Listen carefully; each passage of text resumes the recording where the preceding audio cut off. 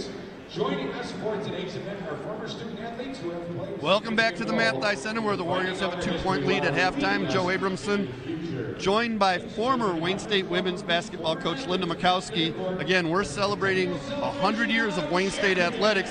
Linda, you have a part of history here. In 1979-80, a 10-0 GLIAC record, the first conference title for the women's basketball program. That had to be exciting. It was so much fun. It was just great. We'd had a couple of years running up to that, had some great players, and it was a lot of fun. I wasn't a whole lot older than the players, so I kind of grew up with them. Talk about the difference between women's athletics back then. When you did that, the program was in its infancy, and you come back today and you see everything that's happening around here. Women's athletics, not just here but everywhere, has just grown by leaps and bounds. Right. It's astonishing. The amount of growth in the program in that amount of time, that's exponential.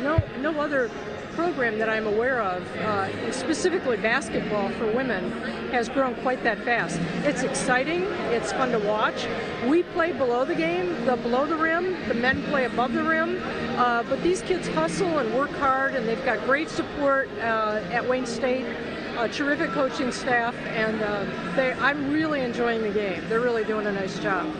Back when you were coaching, and again, like you said, these players weren't that much younger than you. How challenging is it when you're coaching people that are, not really going to look at you as maybe the authority figure, but just a peer? Yeah. How do you handle that?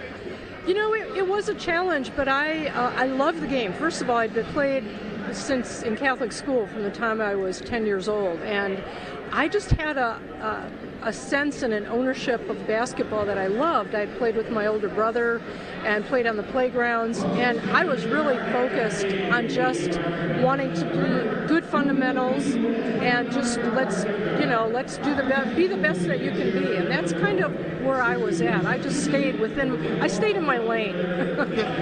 You talk about playing all the time in your young days, and in the Catholic League, you've got a connection to the current Warrior team. Assistant coach Karen LaFata, apparently the two of you were rivals in the Catholic League back in the day. We were.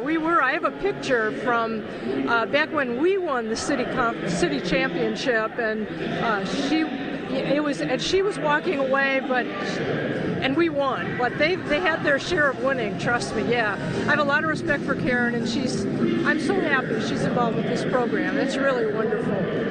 Have you stayed close to the program or followed it a lot in recent years? I've been doing a lot of different things. I was in social work. I own a yoga studio, so I'm kind of busy with my own life. But I got drawn back in when they reached out to our 1980-81 team and recognized them, and I was like, it was like being reborn for Wayne State basketball, and I loved every minute of being able to be involved. When you see what it's like now, and I know we've already touched on this, but from a coaching standpoint, it's definitely different, but for the young ladies, the opportunities, they're so much greater.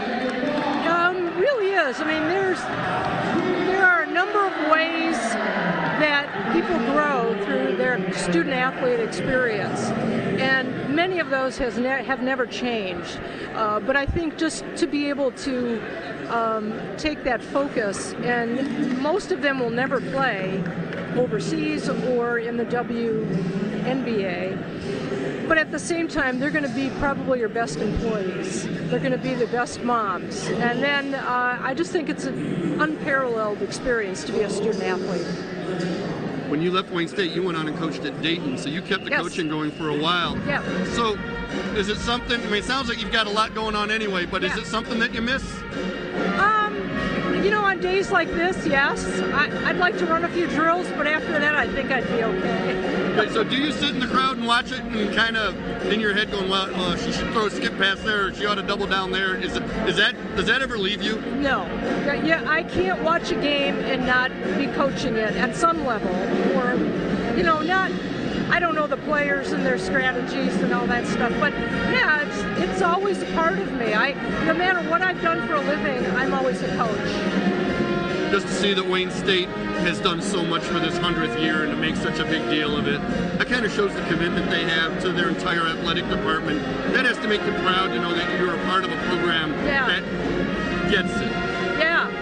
Who knew back then that we'd be looking at this today and be a part of it? But I think, Ron has done such a great job with all of the sports, and specifically with the women's sports. He's really raised the bar.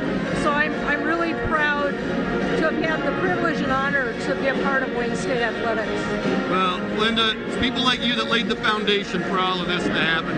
Thank you so much for being here with us. Thank you so much. It's a real pleasure. Big part of Wayne State history once again. Keep celebrating the first 100 years. We'll be right back on CN 900.